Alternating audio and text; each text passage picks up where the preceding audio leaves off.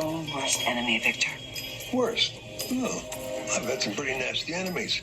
Really? Do you consider me one? I'd be a fool not to after all the times you tried to take me down.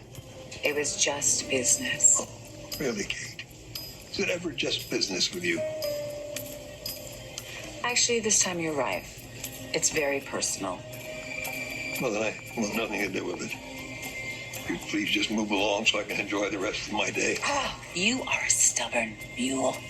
If you just swallow your pride for 1 minute, you would see that you need me a hell of a lot more than I need you.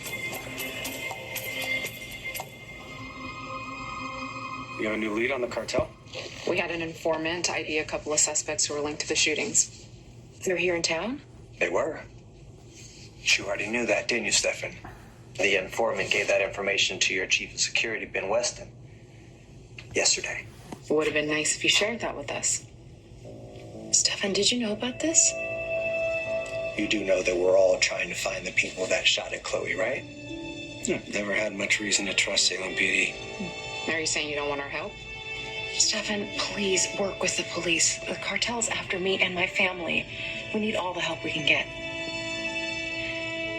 You have a plan to bury Stefan? Mm-hmm. Okay, let's hear it.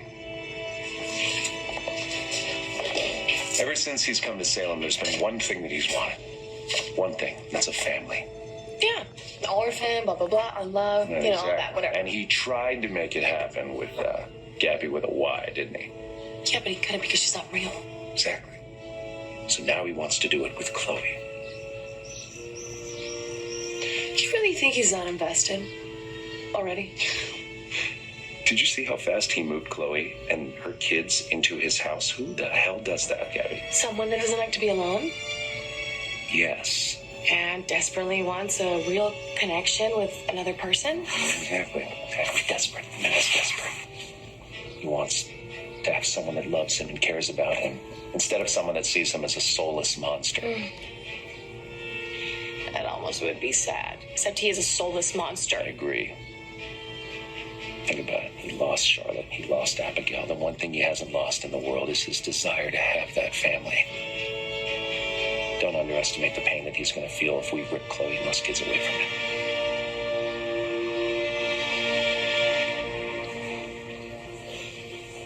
You know, you and I, we spent a lot of time together after Nicole died. You were my lifeline. And you were mine. When I found out Rex had cheated, which was pretty much the worst time in my life. Yeah, it made me mad just to think that he could even look at another woman when he had you. Well, now he knows how it feels. Yeah, I say he was pretty mad when he found out about that kiss. Yeah, he was mad at you. When he and I were alone, he just seemed hurt and sad. And he told me that he'd wait as long as it took for me to be sure that I wanted to be with him. Yeah, well, he didn't have to wait very long. No. Actually, surprised myself when I said yes. You did? Yeah, it felt like the right thing to do. You know, when I realized that whatever I was feeling for you wasn't being returned and that we were never gonna... Just saw things clearly in that moment. And that's why you accepted his proposal. Rex loves me, Eric. I'm not sure I'll ever meet anyone who loves me as much.